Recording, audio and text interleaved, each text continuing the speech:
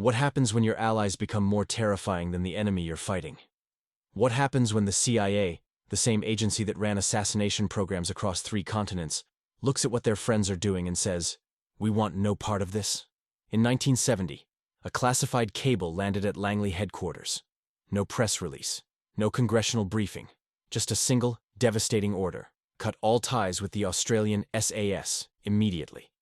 Think about that for a second. The Phoenix program, an operation later accused of eliminating over 20,000 people, decided the Australians had gone too far. The architects of one of the most controversial intelligence operations in American history looked at what these men from down under were doing in the jungles of Vietnam and said, "This is too brutal even for us." What could possibly make the CIA uncomfortable? What methods were so effective, so psychologically devastating, that America's darkest operators wanted nothing to do with them? The Vietnamese called these men Ma Rung, the jungle ghosts. Viet Cong commanders issued standing orders to avoid anywhere these phantoms operated. Enemy fighters spoke of men who moved without sound, who tracked humans like prey, who left their victims displayed as warnings that haunted survivors for decades. And then they were erased from history, buried, classified, forgotten, until now. Today, we're pulling back the curtain on one of the most suppressed chapters of the Vietnam War. You're going to learn what the Pentagon didn't want you to know, what the Australian government tried to bury, what made battle-hardened CIA officers request immediate transfers out of the country. Stay with me until the end, because what these men did and why they were really dropped from Phoenix is far more shocking than anything you've heard before. This is the story they never wanted you to see. The cable arrived at CIA headquarters in Langley on a muggy September morning in 1970, and within hours it had been classified at the highest level of secrecy. The message was short, clinical, devastating.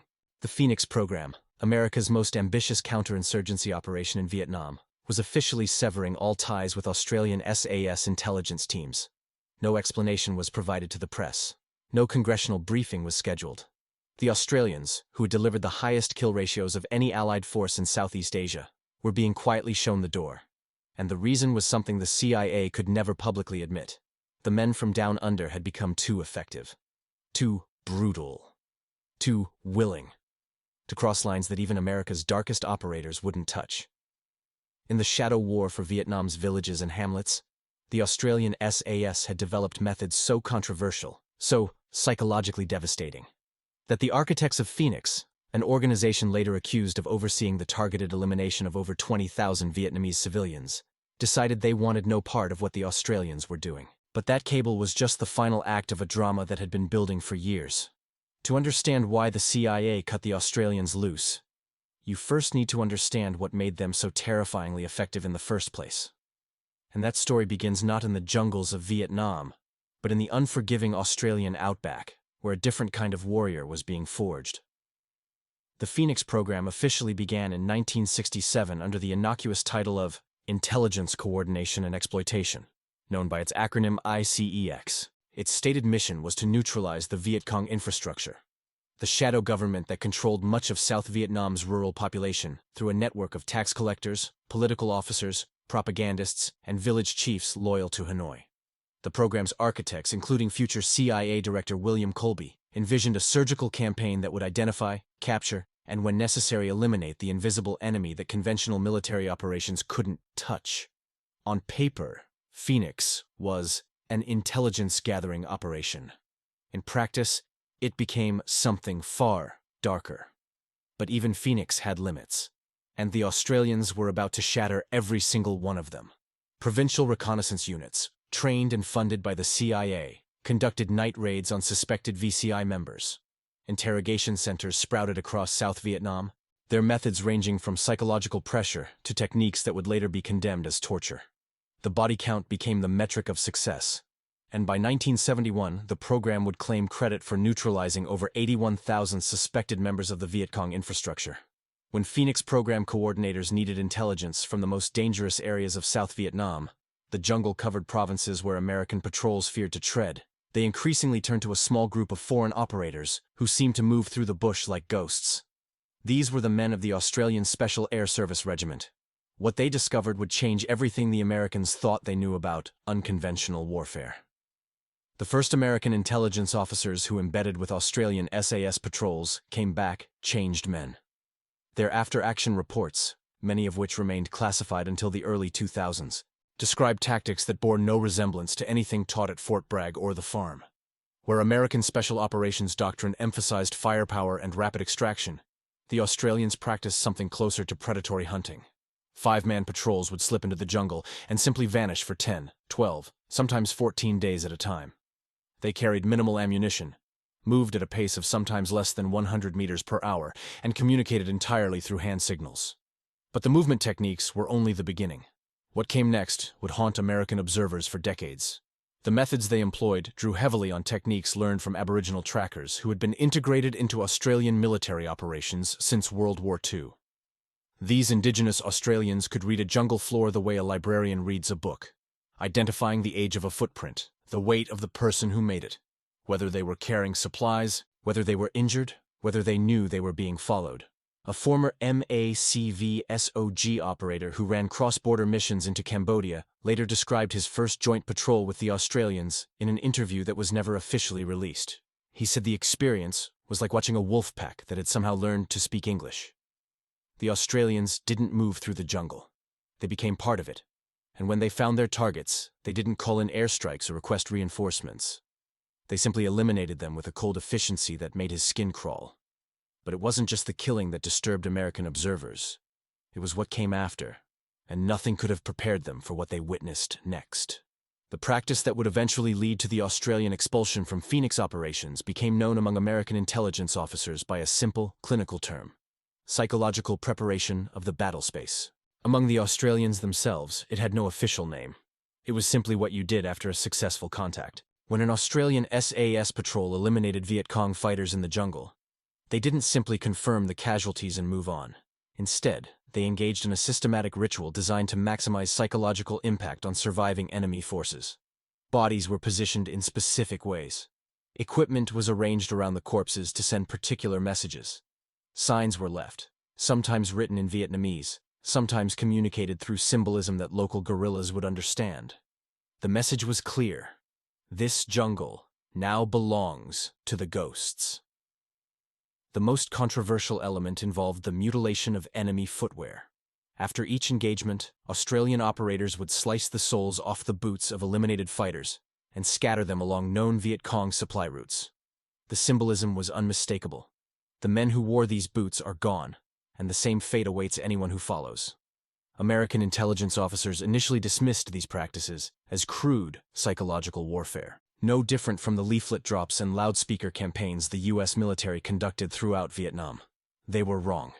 Dead wrong. And the intelligence reports that followed would prove it.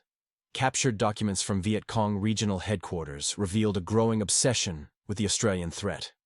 Political officers warned their fighters about phantoms who moved through the jungle without sound, who could track a man through triple canopy forest for days without ever being detected, who left their victims displayed as warnings to others. The Vietnamese had a name for these men: Ma Rung, the jungle ghosts. By 1969, Viet Cong commanders had issued standing orders that their units should avoid Australian areas of operation whenever possible. The psychological campaign had achieved something American firepower never could. It had made the enemy genuinely afraid to enter certain parts of their own country. And that was precisely when Phoenix program coordinators made a decision that would change everything. The request came through channels in early 1969. Phoenix program officials, frustrated by the slow pace of their campaign against the Viet Cong infrastructure, wanted Australian SAS teams to conduct targeted operations outside their traditional area in Phuoc Toi province. The targets would be high-value members of the VCI, district chiefs, propaganda officers, tax collectors, whose elimination would disrupt communist operations across multiple provinces. The Australians agreed, but with conditions that made American planners uncomfortable. Australian SAS commanders insisted on complete operational autonomy. They would select their own targets based on their own intelligence. They would conduct operations using their own methods. And they would not be required to file the detailed after-action reports that Phoenix program bureaucrats used to track body counts and justify their budget to Congress. For nearly a year, this arrangement produced results beyond anyone's wildest expectations. But success would prove to be its own kind of poison. Australian kill ratios, the number of enemy eliminated compared to friendly casualties, reached levels that Pentagon analysts initially refused to believe. In some operational periods, the Australians were achieving ratios of 50-1 or higher, compared to the 7-1 average for American Special Operations units. But as the body count climbed, so did the reports filtering back to Langley about what exactly the Australians were doing in the field. The first formal complaint arrived like a bombshell, and it was only the beginning. The complaint came from an American advisor attached to a South Vietnamese intelligence unit in Long Con province. In a classified memorandum dated March 1969, he described arriving at a village hours after an Australian operation to find what he called a scene of deliberate theatrical horror. 3 suspected VCI members had been neutralized, and their bodies had been arranged in positions that, according to local villagers, carried specific meanings in Vietnamese funeral traditions. The positioning was designed to ensure, according to local belief, that the spirits of the deceased would never find peace. The advisor concluded his report with a question that would echo through CIA headquarters for months to come. Are we comfortable with allies who wage war on the enemy's souls? That question hung in the air unanswered. But the incidents kept piling up, each one more disturbing than the last. The tension between American oversight and Australian methods reached a breaking point in the summer of 1969, during an operation that remains partially classified to this day. Intelligence reports had identified a senior Viet Cong political officer operating in a district north of the Australian base at Nui Dat. This individual, whose name has never been publicly released, was believed responsible for coordinating the collection of rice taxes that funded guerrilla operations across 3 provinces. Phoenix program officials designated him as a high-priority target and requested Australian assistance in his neutralization. A 6-man SAS patrol inserted into the target area in late July and disappeared into the jungle for 11 days. What happened during those 11 days has been reconstructed from fragmentary Australian records and interviews conducted decades later. And it reads like something from a horror film. The Australians located their target within 72 hours, but did not immediately engage. Instead, they shadowed him for over a week, mapping his network of contacts, identifying his bodyguards, learning his routines. When they finally struck, they did so with a precision that bordered on the surgical. The political officer was eliminated along with 4 of his associates.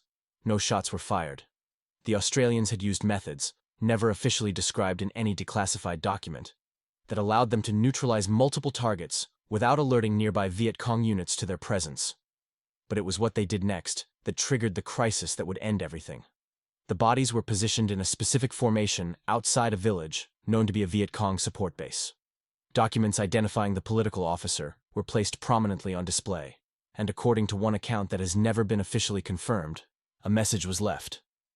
Written in the blood of the casualties, warning that the same fate awaited anyone who cooperated with the communist infrastructure. When American intelligence officers arrived at the scene several days later, they were reportedly so disturbed by what they found that several requested immediate transfer out of Vietnam. One officer's report, portions of which were declassified in 2004, concluded with a single sentence: "These men have crossed a line that cannot be uncrossed." Within weeks, the confrontation that had been building for months finally exploded. The Americans who sat across the table from the Australian SAS leadership in August 1969 were not squeamish men. They represented an organization that had overseen coups, conducted assassinations, and trained death squads across 3 continents. The Phoenix program itself would later be investigated by Congress for systematic human rights violations. And yet, these men had concerns about Australian methods. The objections they raised revealed a level of discomfort that no one had anticipated. The Americans were not troubled by the elimination itself. That was, after all, the entire point of the Phoenix program. What troubled them was the psychological dimension of Australian operations. The body displays, the boot mutilations, the messages left at scenes. These practices were creating a paper trail that could eventually become a political liability. The Phoenix program already faced growing scrutiny from journalists and congressional critics. If the full scope of Australian methods became public, it could bring the entire program down. There was also a more practical concern: the psychological warfare, tactics, the Australians employed were effective. Perhaps too effective. In areas where they operated, Vietnamese civilians were becoming so terrified that they refused to cooperate with any military forces, including the South Vietnamese government the Americans were supposedly defending. The Australians weren't just neutralizing the Viet Cong infrastructure, they were poisoning the well for everyone. The Australian commanders, according to multiple accounts, were unmoved by these arguments. Their methods produced results. Their casualty rates were a fraction of American losses. The meeting ended without resolution, but the final incident was already taking shape, and it would be unlike anything anyone had seen before. The operation that severed the relationship between the Phoenix program and Australian SAS occurred in January 1970, in a province that remains classified in several key documents. An Australian patrol had been tasked with gathering intelligence on a suspected Viet Cong hospital complex, hidden deep in the jungle. Medical facilities were high-priority targets because they served as gathering points for wounded fighters, creating opportunities to identify and track enemy units. The Australians located the hospital after a 6-day patrol through some of the most difficult terrain in South Vietnam. What they found exceeded anything American intelligence had predicted, and what they did next would end their involvement with Phoenix forever. The complex was a sophisticated underground facility, capable of treating dozens of patients simultaneously, staffed by trained medical personnel, and protected by a security detachment of approximately 20 fighters. Standard doctrine would have called for the Australians to mark the location for a B-52 strike and extract to a safe distance. Instead, according to reports that have never been fully declassified, the patrol made a different decision. Over the course of a single night, the 6-man team systematically neutralized the entire security detachment and most of the medical staff. They did so without firing a shot, using techniques that one American intelligence officer would later describe as something out of a nightmare. But the Australians weren't finished. What they did next crossed every line that existed. The medical supplies were destroyed, the surgical instruments were scattered through the jungle, and the bodies of the eliminated personnel were arranged in a tableau that, according to Vietnamese cultural traditions, carried a specific and terrible message. Not even those who heal will be spared. When American advisors reached the site 3 days later, they found evidence of an operation so psychologically devastating that several requested immediate transfer out of Vietnam. One officer's report concluded with words that would seal the Australians' fate. "These men have become something we cannot control." The decision came down from Langley within days. The Australians were out. The official termination of Australian participation in Phoenix operations was handled with quiet efficiency. There were no press releases, no diplomatic incidents, no public acknowledgement that anything had changed. The Australians simply stopped receiving targeting information from Phoenix coordinators. Joint operations were quietly cancelled. Liaison officers were reassigned. The Australian government, for its part, showed no interest in making the split public. By 1970, opposition to the Vietnam War was growing rapidly in Australia, and any revelation about SAS methods would have been political dynamite. But here's where the story takes an unexpected turn. In the months following the break with Phoenix, Australian SAS operations in Phuoc Tuy province actually intensified. Freed from American oversight, the Australians conducted some of their most aggressive patrols of the entire war. Kill ratios climbed even higher. Viet Cong activity in the province dropped to levels not seen since the early 1960s. The Ma Rung had been unleashed, and the psychological impact of those final months would leave scars that lasted for generations. Vietnamese veterans interviewed decades later still spoke of the jungle ghosts with a mixture of fear and grudging respect. Communist political officers who had survived the war admitted that Australian areas of operation were considered death sentences for any unit ordered to enter them. Within the American Special Operations community, a quiet debate began that would continue for decades. Had the Australians gotten it right? And if so, what did that say about everything the Americans thought they knew about warfare? The question that haunted American military thinkers after Vietnam was deceptively simple. Had the Australians discovered something fundamental about unconventional warfare that the Americans had missed? The numbers were impossible to ignore. Australian SAS units, operating with a fraction of the manpower and resources available to American special operations, had achieved consistently superior results against the same enemy in the same terrain. Their casualty rates were lower, their kill ratios were higher, their psychological impact on enemy morale was demonstrably more effective. And yet, the methods that produced those results were methods the American military establishment could never officially endorse. The tension between effectiveness and ethics that characterized the American response to Australian tactics in Vietnam would resurface repeatedly in the decades that followed. When American special operations faced similar challenges in Central America, the Balkans, and eventually the mountains of Afghanistan and the cities of Iraq, the same questions arose. How far was too far? What lines couldn't be crossed, even in pursuit of victory? The answers, when they finally came, would shock everyone.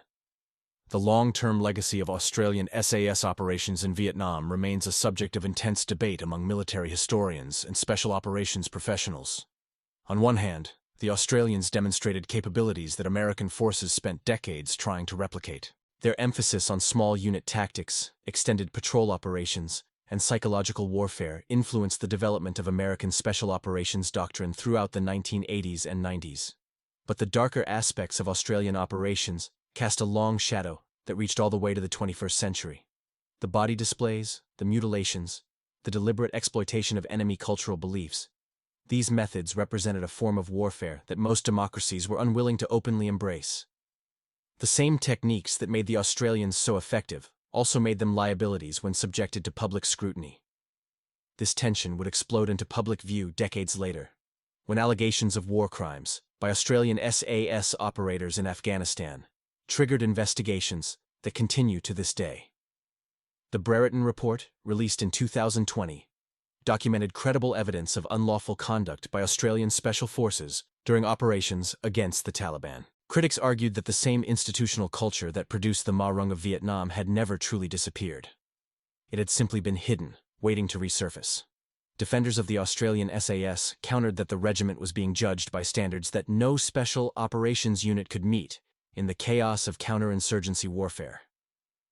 They pointed to the impossible situations operators faced, the pressure to produce results, the fog of war that made every decision a gamble with lives. But others saw a through line connecting Vietnam to Afghanistan, a willingness to cross ethical boundaries that had become embedded in the DNA of Australian special operations. The methods that made the CIA uncomfortable in 1970 had never really gone away. They had simply evolved. The classified files on Australian SAS involvement with the Phoenix program remain partially sealed to this day. Freedom of information requests have produced heavily redacted documents that hint at operations never publicly acknowledged. Veterans who served in those units have maintained their silence, bound by oaths of secrecy and perhaps by memories they prefer not to revisit. But enough has emerged over the past 5 decades to piece together the outline of what happened. A small group of Australian operators became too effective for their own allies to handle. They had been given a mission: neutralize the invisible enemy that conventional warfare couldn't touch. They had accomplished that mission with a ruthless efficiency that exceeded anything the Americans had achieved. And then they had been quietly discarded. Their methods deemed too controversial for an agency that was itself conducting one of the most controversial programs in American intelligence history. The irony was not lost on anyone who understood what had really happened. The Phoenix program would eventually be exposed, investigated, and condemned. Congressional hearings in 1971 revealed systematic abuses that shocked the American public. William Colby, the program's chief architect, would spend years defending Phoenix against accusations that it was little more than a government-sponsored elimination program. And throughout those hearings, throughout those investigations, throughout all the hand-wringing about American methods in Vietnam, no one ever mentioned the Allies who had been too brutal even for Phoenix. The Australians had become a footnote in a history that was itself being suppressed. The men who served in Australian SAS patrols during the Vietnam War returned to a country that wanted to forget they had ever existed. Unlike their American counterparts, who faced organized opposition and public hostility, Australian veterans simply vanished into a society that preferred not to acknowledge the war had happened at all. For decades, they kept their silence. But as the years passed and the participants aged, fragments of the truth began to emerge. Interviews conducted by military historians captured glimpses of what had really happened in Phu Oc Tuy province. Declassified documents revealed the outlines of operations that had been hidden for decades, and slowly, painfully, the story of the Ma Rung began to take shape. What that story reveals is not a simple tale of heroes or villains. It is something far more complicated. A meditation on what happens when ordinary men are trained to become predators, when effectiveness becomes the only measure of success. The Australians who served in Vietnam did what their country asked of them. And then they discovered that success, in unconventional warfare, can be its own kind of curse. The CIA's decision to sever ties with Australian SAS operations in 1970 was, in its own way, an acknowledgement that some lines should not be crossed. But it was also an act of profound hypocrisy. An organization responsible for countless covert operations suddenly discovered ethical boundaries when confronted with allies who were even more willing to do whatever was necessary. The truth, as always in war, was more complicated than any simple narrative could capture. 50 years after the last Australian patrol returned from the jungles of Vietnam, the questions raised by their service remain unanswered. How do democracies wage unconventional warfare without sacrificing the values they claim to defend? Where is the line between aggressive tactics and war crimes? Who decides when effectiveness stops justifying the means employed to achieve it? These questions have no easy answers. They didn't in 1970. They don't today. The final irony of the Australian SAS experience in Vietnam is that the methods which got them expelled from Phoenix operations would eventually become standard doctrine for special operations forces around the world. Psychological warfare, targeting enemy morale. Extended patrol operations emphasizing stealth over firepower. Cultural intelligence used to maximize the psychological impact of operations. These concepts, pioneered by the Australians in the jungles of Southeast Asia, would be refined, sanitized, and incorporated into training programs at Fort Bragg, Coronado, and special operations schools across the Western world. The Americans had rejected Australian methods in 1970 because they were too controversial, too visible, too likely to generate negative publicity. But they had also recognized that those methods worked. In the decades that followed, as unconventional warfare became an increasingly central element of American military strategy, the lessons of the Ma Rung were quietly absorbed into doctrine that could be officially acknowledged. The body displays and boot mutilations were dropped. The messages were replaced with more sophisticated psychological operations. But the core insight, that fear could be a more powerful weapon than firepower, became a foundational principle of modern special operations. In a sense, the Australians had been ahead of their time. They had understood, before their American allies were willing to admit it, that counterinsurgency warfare was fundamentally a psychological contest.